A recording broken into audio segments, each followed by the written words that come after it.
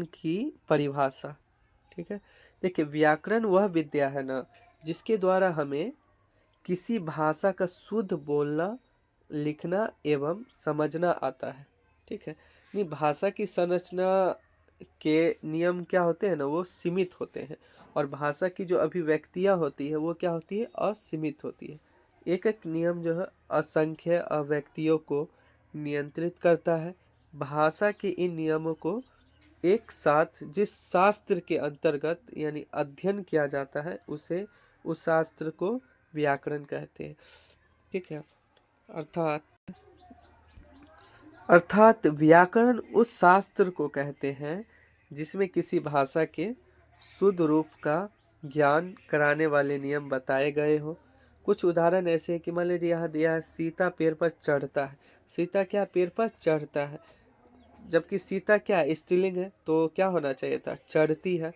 हम सब जाएगा, हम सब जाएगा, यहाँ क्या हम क्या है, सिंगल है, एक वचन हो गया, जो कि हम क्या होना चाहिए, हम सब जाएंगे, क्रिया क्या होगा, जाएंगे।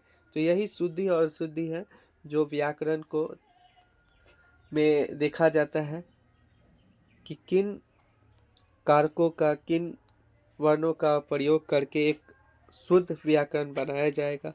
तो नेक्स्ट जैसे व्याकरण के अंग होते हैं, कितने अंग होते हैं, तो 4 अंग होते हैं व्याकरण के, यानी भाषा के मुख्य 4 अंग हैं। एक वर्ण, शब्द, पद और वाक्य। इसलिए वाक्य के मुख्यतः 4 विभाग में बांटे गए। एक वर्ण विचार, देखिए आपको बैकग्राउंड में शादी का गाना मिल सकता है क्योंकि अभी शादी का सीजन चल रहा है। दूसरा है शब्द विचार, तीसरा है पद विचार, चौथा वाक्य विचार। यानी अगर आपसे कोई पूछ ले कि भाषा के मुख्य 4 अंग कौन कौन से हैं, तो पहला वर्ण विचार, शब्द विचार, पद विचार और वाक्य विचार। ठीक है, पहला पढ़ेंगे हम लोग वर्ण विचार या अक्षर। तो भाषा की उस छोटी ध्वनि को या इकाई को वर्ण कहते हैं जिसके टुकड़े नहीं किए जाते। ये आप लोग 2, 3, 4 क्लास में पढ़े होंगे बेसिक की भाषा या वन किसे कहते हैं, तो वन उस मूलधनी को कहते हैं जिसका फिर से खंड या टुकड़ा नहीं किया जा सकता। या भाषा की सबसे छोटी इकाई को क्या कहेंगे हम लोग, वर्ण कहेंगे। ठीक है, जैसे अ, ब, म, क, ल, ये सब भाषा की सबसे छोटी इकाई है, और इनमें वर्णमाला, वर्णों के भेद, उनके उच्चारण, प्रयोग तथा संधि पर विचार किया जाता है। ठीक है, दूसरा है शब्द विचार। तो वर्गों के उस मेल को शब्द कहते हैं जिसका कुछ अर्थ होता है। देखिए शब्द विचार क्या होता है ना, कि वर्णों के, सॉरी वर्ग बोल दिए थे, वर्णों के यानी अ आ से जो स्वर वर्ण और व्यंजन वर्ण है उनके मेल से यानी जोड़ से जो शब्द बनता है उसके कुछ अर्थ होते हैं, वही क्या कहलाते हैं, शब्द विचार। जैसे क, म और ल, इन दोनों को, क को, म को और ल को एक साथ लिखेंगे तो क्या बना, कमल। कमल यानी फूल। जैसे राकेश, भोजन, पानी, कानपुर आदि, ये सब क्या शब्द है। और शब्द विचार वो जिसका सार्थक अर्थ निकले। निम्न शब्द रचना, उनके भेद, और इसमें बहुत सारे चीज आ जाएंगे, जैसे शब्द रचना आ जाएगा, उनके भेद आ जाएंगे, शब्द संपदा आ जाएगा तथा उनके प्रयोग आदि पर विचार किया जाता है। अब है तीसरा पद विचार। इनमें पद भेद, पद रूपांतर तथा उनके प्रयोग आदि पर क्या किया जाता है, विचार किया जाता है।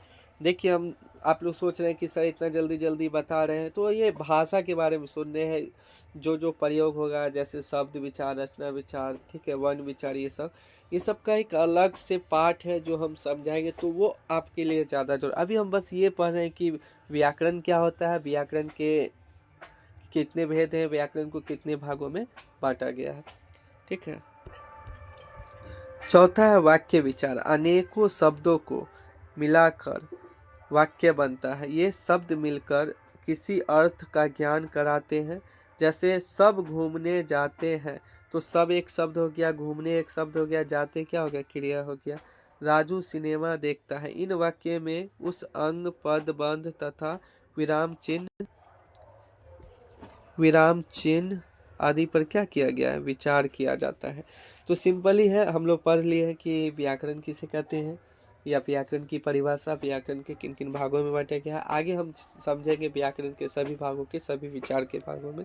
ठीक है, आप लोग परेशान नहीं होइएगा। अब जो चीज़ पढ़ाएंगे वो ज़्यादातर आपके एग्जाम में पूछा जाएगा, जैसे वर्ण हो गया, भाषा हो गया, संधि हो गया, समास हो गया, कारक हो गया, वर्ण विचार हो गया, शब्द हो गया, ये सब चीज़।